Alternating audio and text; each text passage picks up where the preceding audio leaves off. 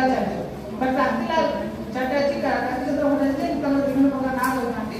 ଏବେ କ୍ରାନ୍ତିଲାଲ କ'ଣ କଲେ ଗୋଟେ ବଙ୍ଗଳାର ପୁସ୍ତକ ଛୋଟ ଛୋଟି ପୁସ୍ତକ 8 ପେଜର ବାହାର କଲେ। ତାର ଶୀର୍ଷକ ଦେଲେ ଓଡ଼ିଆ ଏକ ସ୍ୱତନ୍ତ୍ର ଭାଷା ନୁହେଁ, ଅର୍ଥାତ୍ ଓଡ଼ିଆ ଭାଷା ଗୋଟେ ସ୍ୱତନ୍ତ୍ର ଭାଷା ନୁହେଁ। କାହିଁକି ନା ଏହାର କୌଣସି ପ୍ରାମାଣିକରଣ ଆମ ପାଖରେ ନାହିଁ ବା ଏଇ ଲୋକମାନେ ଯେଉଁମାନେ ଅଛନ୍ତି ତମେମାନେ କି ଆମେମାନେ ବର୍ତ୍ତମାନ ସେମାନେ ମଧ୍ୟ ସମାନ ଉଦାସ ନାହିଁ। ଆଚ୍ଛା କେତେ ଜଣ ପିଲା ନିଜ ନାମକୁ ସମ୍ପୂର୍ଣ୍ଣ ନିର୍ଭୁଲ ଭାବରେ ତାଲବେଶ ମୂର୍ଧନ୍ୟସ ଦନ୍ତ୍ୟସ ହର୍ଷିକାର ଦୀର୍ଘିକାର ହର୍ଷକାର ଦୀର୍ଘକାର ରୁର ବ୍ୟବହାର ଠିକ ସେ କରିପାରିବେ? ଠିକ କରିପାରିବେ?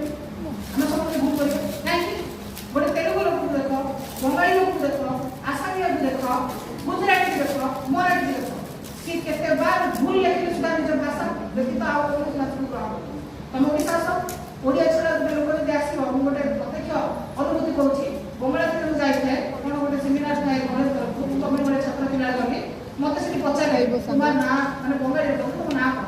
ମୁଁ ବୁଝି ଯାଇଥାଏ ବଙ୍ଗଳା ବୁଝିଥାଏ ମୁଁ କ'ଣ କରିବି, ମୁଁ କ'ଣ କରିବି ତାକୁ ପଚାରିଲି ଆଚ୍ଛା क्या बोल रहे हैं आप? କିଛି ନାହିଁ बोले what are you saying right now? କିଛି ନାହିଁ।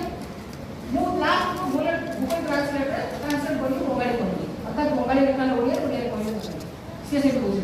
କିନ୍ତୁ ସେଇ ସିଚୁଏସନ୍ ସ୍ଥିତି ଦେଖିଲେ ଯେହେତୁ ବଙ୍ଗାଳୀମାନଙ୍କର ପ୍ରଭାବ ଆମ ଅଞ୍ଚଳରେ ବେଶୀ, ବଙ୍ଗାଳୀରେ ଆସିଲା ମୁଁ ତ ପଚାରି ଆସ ମାଉସୀ ତମେ କ'ଣ ପାଇଁ ଆସିଛ?